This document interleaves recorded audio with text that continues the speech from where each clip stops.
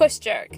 The prime movers for this exercise are the triceps brachii, the trapezius, the anterior and medial deltoids, the soleus and gastrocnemius, the quadriceps, which includes the vastus lateralis, vastus intermedius, vastus medialis, and rectus femoris, the gluteals and the gluteus maximus. The starting position. Use the power or hang clean exercise to lift the bar from the floor to the shoulders. Stand erect with your feet hip-width apart and your toes pointing forward or slightly out. When the bar is positioned at the front of the shoulders, make sure the grip is even and about shoulder-width apart. All reps start in this position. Upward movement, the dip phase. Keep the torso erect and the head in a neutral position and flex the hips and knees at a slow to moderate speed to move the bar straight down. Upward movement, the drive. When reaching the lowest position of the dip, reverse the movement by rapidly extending the hips, knees, and ankles to move the bar overhead. At first, the bar must be held firmly in place on the shoulders to benefit maximally from the upward momentum produced by the jumping movement. As the lower body joints reach full extension, shrug the shoulders and begin extending the elbows overhead to begin moving the bar upward off of the shoulders. The feet may come off of the floor as the shoulders elevate. The catch phase. As the bar is caught overhead, the hips and knees should be flexed to about a quarter squat position. The feet will reach the floor in a slightly wider stance compared to the starting position. The head should be in a neutral position under the bar with the torso erect. The body weight should be balanced over the middle of the feet.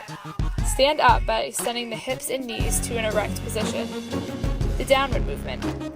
At the end of the repetition, lower the bar by gradually reducing the muscular tension of the arms to allow control when lowering the bar back to the shoulders.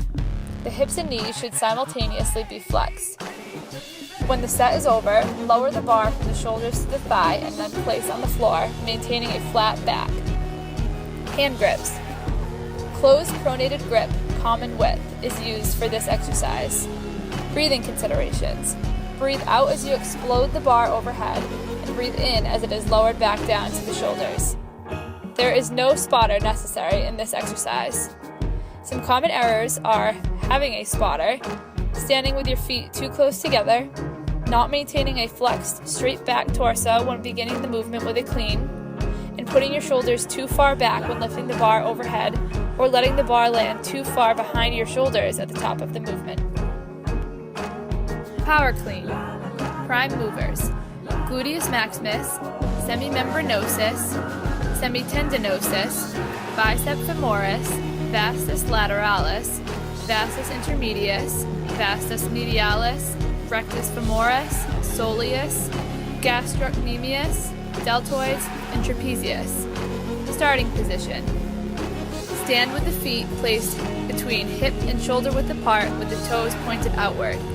Squat down with the hips lower than the shoulders and grasp the bar with a closed pronated grip. Place the hands on the bar slightly wider than the shoulder width apart outside of the knees with the elbows fully extended. Place the feet flat on the floor and position the bar approximately 1 inch in front of the shins. Upward movement. Phase 1, first pull. Lift the bar off the floor by forcefully extending the hips and knees. Keep the torso to floor angle constant. Do not let the hip rise before the shoulders. Maintain a flat back position.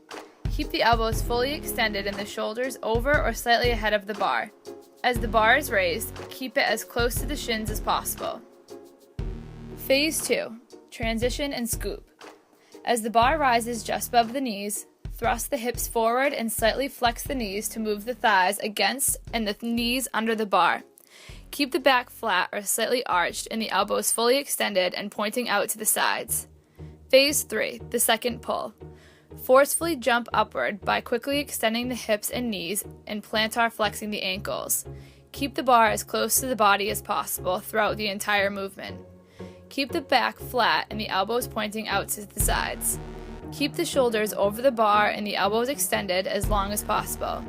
When the lower body joints reach full extension, rapidly shrug the shoulders upward with the elbows still fully extended. As the shoulders reach their highest elevation, flex the elbows to begin pulling the bar upward. Continue to pull the bar as high as possible. Due to the explosive nature of this phase, The torso is erect or slightly hyperextended, and the head is slightly tilted back, and the feet may lose contact with the floor. Phase 4, the catch. After the lower body has fully extended, pull the body under the bar and rotate your arms around and under the bar. Flex the hips and knees to a quarter squat position. Once the arms are under the bar, lift the elbows to position the upper arms parallel to the floor. Rack the bar across the front of the clavicles and anterior deltoids. Catch the bar with a nearly erect torso, the shoulders slightly ahead of the buttocks, a neutral head position, and flat feet. After gaining control and balance, stand up by extending the knees and hips to a fully erect position. Downward movement. Lower the elbows to unrack the bar from the anterior deltoids and clavicles, and then slowly lower the bar down to the thighs. Simultaneously flex the hips and knees to cushion the impact of the bar on the thighs. Squat down with the elbows fully extended until the bar touches the floor. Hand grips. It is a closed and pronated grip and a common width. Body position. Your back should be flat or slightly arched. Trapezius are relaxed and slightly stretched. Chest is held upward and outward.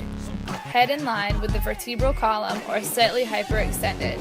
Shoulders over or slightly in front of the bar. Eyes focused straight ahead. Range of motion.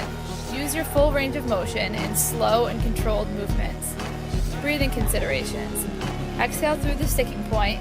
Inhale through the easiest part of the movement. Consider the Valsalva maneuver using maximal weight. Spotting techniques. No spotting is required for this movement.